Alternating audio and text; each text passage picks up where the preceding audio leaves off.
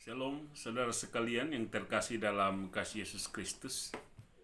Uh, Bersama dengan saya, Venetson Perikas STH MPDK. Kali ini saya ingin mengajak kita semua untuk merenungkan satu tema, yaitu hidup untuk melayani Tuhan dan sesama. Sekali lagi, hidup untuk melayani Tuhan dan sesama. Sebelum kita membaca dan merenungkan kebenaran firman Tuhan, mari kita menghadap Tuhan dalam doa. Kita berdoa. Biarlah firman-Mu hidup, bertumbuh, dan menghasilkan buah yang lebat di dalam panggilan kehidupan kami hari lepas hari. Berfirmanlah ya Tuhan, kami anak-anak-Mu siap mendengarnya. Amin. Saudara-saudara sekalian yang terkasih dalam kasih Yesus Kristus, tema hidup untuk melayani Tuhan dan sesama akan saya dasari di dalam pembacaan Injil Matius 20 ayat 20 sampai 28. Injil Matius pasal 20 ayat 20 sampai 28 yang berbunyi demikian. Permintaan ibu Yakobus dan Yohanes bukan memerintah melainkan melayani. Maka datanglah ibu anak-anak Zebedeus serta anak-anaknya itu kepada Yesus, lalu sujud di hadapannya untuk meminta sesuatu kepadanya. Kata Yesus, "Apa yang kau kehendaki?" Jawabnya, "Berilah perintah supaya kedua anakku ini boleh duduk kelak di dalam kerajaan-Mu, yang seorang di sebelah kanan-Mu dan yang seorang lagi di sebelah kiri-Mu." Tetapi Yesus menjawab, katanya, "Kamu tidak tahu apa yang kamu minta. Dapatkah kamu meminum cawan yang harus kuminum?" Kata mereka padanya, "Kami dapat." Yesus berkata kepada mereka, "Cawanku memang akan kamu minum, tetapi hal duduk di sebelah kananku atau di sebelah kiriku, aku tidak berhak memberikannya. Itu akan diberikan kepada orang-orang bagi siapa Bapakku telah menyediakannya." Mendengar itu, marahlah ke-10 murid yang lain kepada kedua saudara itu. Tapi Yesus memanggil mereka lalu berkata, "Kamu tahu bahwa pemerintah bangsa-bangsa memerintah rakyatnya dengan tangan besi, dan pembesar-pembesar menjalankan kuasanya dengan keras atas mereka. Tidaklah demikian di antara kamu. Barang siapa ingin menjadi besar di antara kamu, hendaklah ia menjadi pelayanmu. Dan barang siapa ingin menjadi terkemuka di antara kamu, hendaklah ia menjadi hambamu. Sama seperti Anak Manusia datang bukan untuk dilayani, melainkan untuk melayani, dan untuk memberikan nyawanya menjadi tebusan bagi banyak orang." Saudara-saudaraku yang terkasih dalam kasih Yesus Kristus, tindakan seorang ibu, yaitu ibu Yakobus dan Yohanes ini, adalah tindakan yang luar biasa dikerjakan atau dilakukan. Ketika betapa beraninya ibu Yakobus dan Yohanes ini tampil untuk bertemu dengan Yesus dan memohonkan atau meminta posisi yang luar biasa untuk kedua anaknya, yang satu di sebelah kiri, yang satu di sebelah kanan. Artinya bahwa ibu Yohanes ini menginginkan Yakobus dan Yohanes punya posisi-posisi yang strategis untuk kepemimpinan pelayanan bersama dengan Yesus Kristus, bersama dengan Kristus Sang Guru Agung. Upaya ini dihargai oleh Yesus, tetapi penentuan ini untuk duduk di samping kanan maupun kiri Yesus itu ditentukan oleh apakah mereka bisa merendahkan hati, merendahkan diri di hadapan Tuhan atau tidak. Kita perlu melihat secara saksama apa pesan firman Tuhan yang terkandung dari cerita yang sudah kita baca dan dengarkan bersama. Yang pertama di ayat 22 sampai 23 yang berbunyi demikian, tetapi Yesus menjawab katanya, kamu tidak tahu apa yang kamu minta. Dapatkah kamu meminum cawan yang harus kuminum? Kata mereka kepadanya, kami dapat. Yesus berkata kepada mereka, cawanku memang akan kamu minum, tetapi hal duduk di sebelah kananku atau di sebelah kiriku, aku tidak berhak memberikannya. Itu akan diberikan kepada orang-orang bagi siapa Bapakku telah menyediakannya.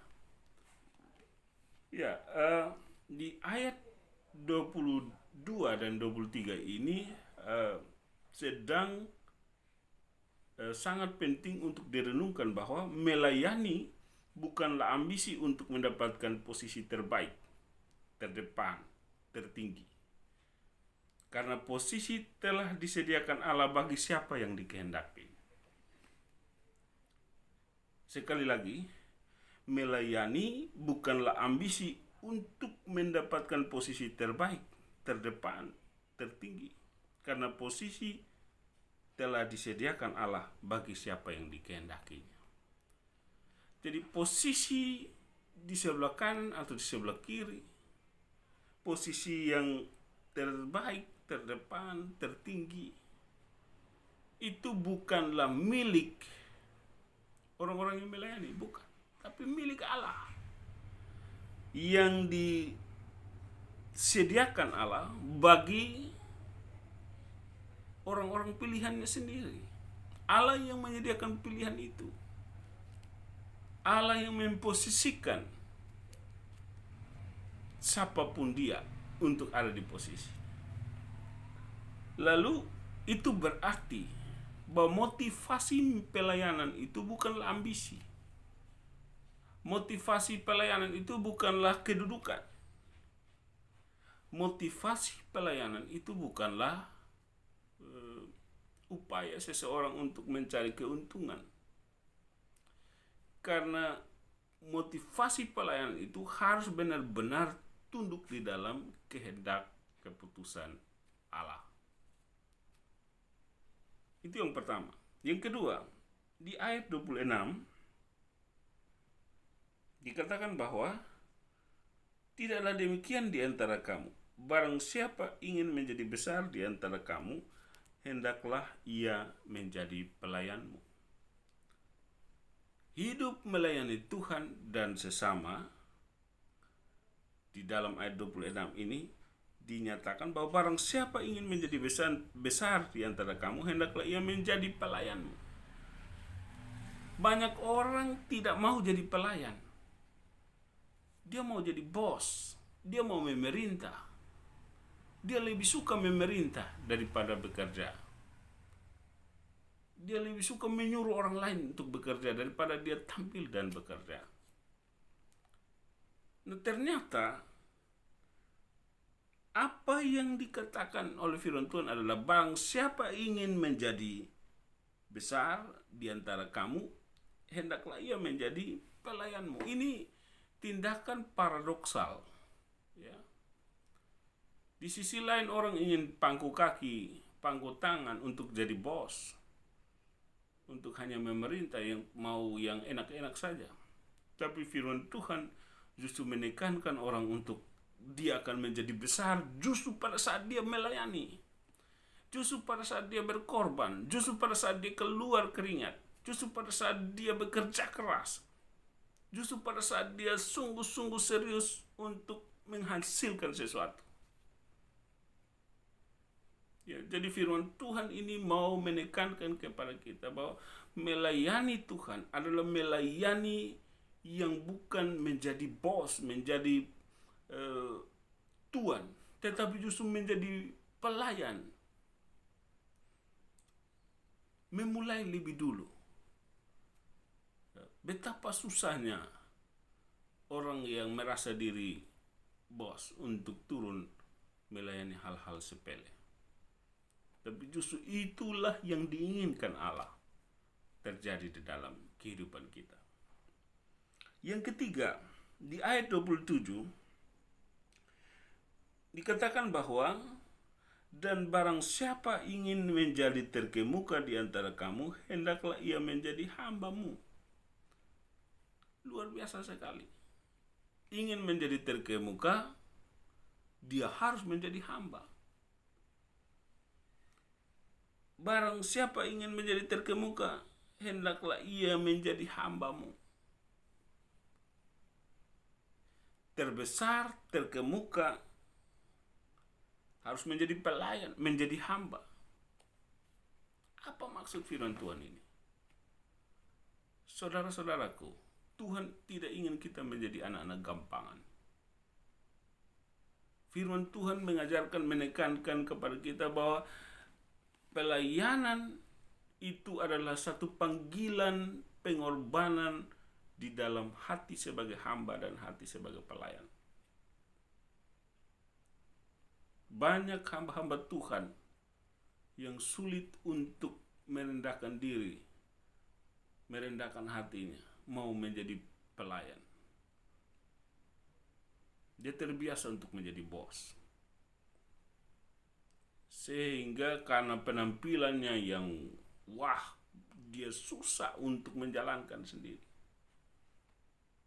apa yang harusnya dia bisa jalankan. Firman Tuhan mengajarkan kepada kita bahwa seorang hamba Tuhan, seorang yang melayani Tuhan adalah hamba, adalah pelayan.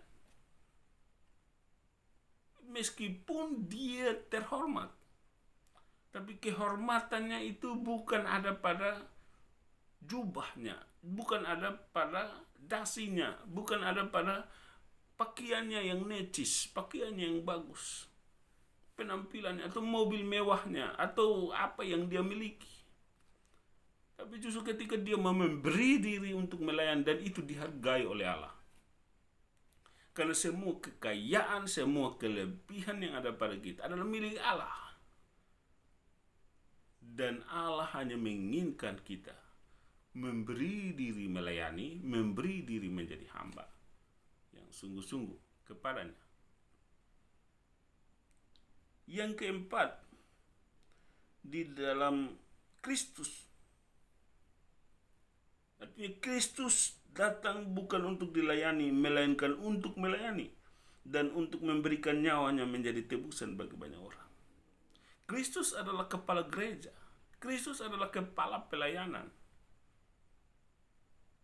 Kristus saja kepala pelayanan. Kristus saja kepala gereja. Datang bukan untuk dilayani, melainkan untuk melayani. Dan untuk memberikan nyawanya, artinya memberikan pengorbanan yang luar biasa. Sampai dengan nyawanya, darahnya dicurahkan untuk menebus dan menyelamatkan manusia. Dia harus menderita. Artinya bahwa hamba Tuhan adalah hamba Tuhan yang penuh dengan pengorbanan. Bukan hamba Tuhan yang harap gampang. Bukanlah hamba Tuhan yang menunggu untuk dilayani, tapi memulai melayani lebih dulu. Hamba Tuhan yang tidak memusingkan dirinya, tapi lebih mengutamakan Tuhan di atas segala-galanya. Hamba Tuhan yang mau berkorban untuk kemuliaan nama Tuhan. Bisakah kita seperti itu? Bisakah kita mengikuti cara pelayanan Kristus? Saudara-saudara yang terkasih, melayani adalah tindakan, sikap kita untuk Tuhan dan sesama. Bukan karena ambisi posisi. Melayani karena kita sudah dilayani oleh Tuhan dan sesama. Jadi melayani adalah hakikat dasar yang sama dengan detak napas manusia. Melayani adalah kebutuhan dan fungsi manusia. Saudara-saudaraku sekalian yang terkasih dalam kasih Yesus Kristus, betapa tidak faedahnya hidup kita kalau kita tidak bernapas. Bernapas membutuhkan proses bekerja. Bernapas membuat jantung kita tetap berdetak. Artinya bernapas saja, ada bekerja di situ. Makan tidak membuat kita hanya bisa menelan, tetapi kita mengunyah. Ada mengerjakan di situ. Ada melayani di situ. Ada makan, upaya-upaya bergerak. Tidak mungkin kita langsung kenyang tanpa menggerakkan mulut kita untuk mengunyah makanan.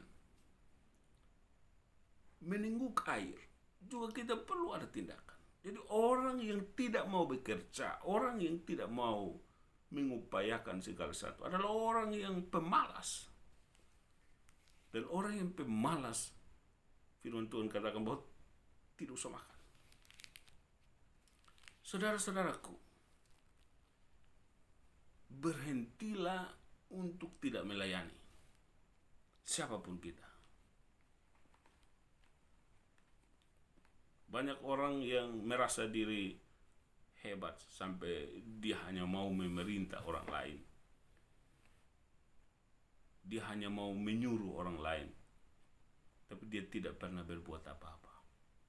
Tapi saudaraku, pemimpin yang hebat adalah pemimpin yang memulai bekerja lebih dulu. Pemimpin yang bisa menjadi teladan di dalam panggilan kehidupannya. Tidak ada sesuatu yang kita dapatkan dengan gampang.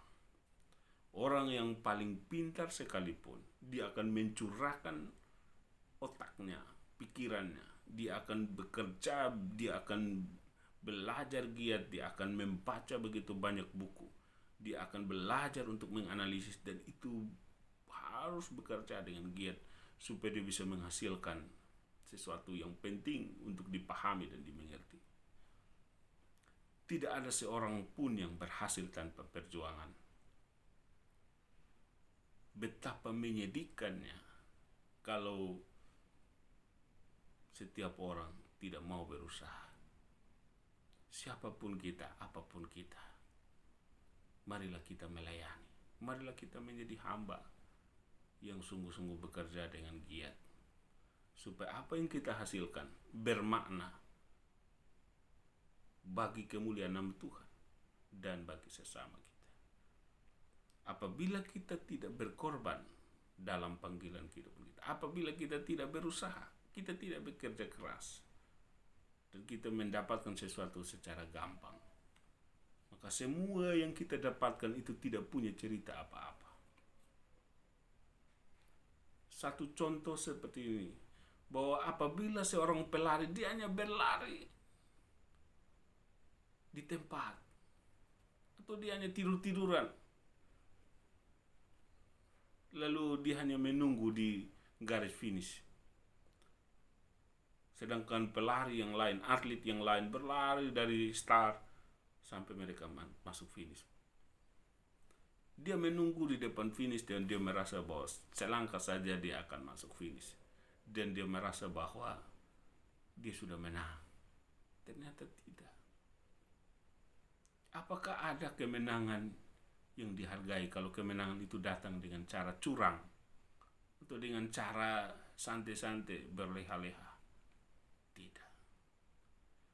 semua yang dia dapatkan dengan perjuangan akan dihargai dan itu menjadi berharga. Keselamatan ini juga harus dikerjakan, pelayanan ini harus dilakukan dengan sungguh-sungguh. Barang siapa mengikut Yesus, dia harus menyangkal diri dan mengikut Tuhan. Dia harus berjalan, berusaha melayani. Dia harus mencurahkan seluruh kehidupannya, berkorban untuk memberi yang terbaik dalam kehidupannya. Saudara-saudaraku, tidak ada yang gampang dalam hidup ini. Tapi kalau itu gampang, maka itu tidak ada faedah dan makna. Tapi kalau itu sulit, lalu kita bisa meraihnya, lalu kita bisa mencapainya, maka itu akan bernilai dan berharga. Jadilah pemenang-pemenang dalam pelayanan. Marilah kita melayani Tuhan dengan sungguh-sungguh, dengan memiliki hati sebagai hamba yang berkorban bagi hormat dan kemuliaan nama Tuhan. Dan marilah kita berbagi dengan sesama, melayani mereka dengan sungguh-sungguh, dan biarlah mereka merasakan kasih Tuhan melalui kasih kita dan kesungguhan hati kita dalam bekerja dan melayaninya. Biarlah firman Tuhan ini memberkati kita semua. Amin. Kita berdoa. Biarlah firman-Mu hidup, dan biarlah kami dapat melayani Tuhan, melayani sesama dengan sungguh-sungguh, memiliki hati sebagai hamba bagi hormat kemuliaan nama Tuhan. Biarlah firman-Mu tertanam dan tertabur, bahkan kami semua dapat menghasilkan buah-buah yang lebat bagi hormat dan kemuliaan nama-Mu. Haleluya Yesus. Amin.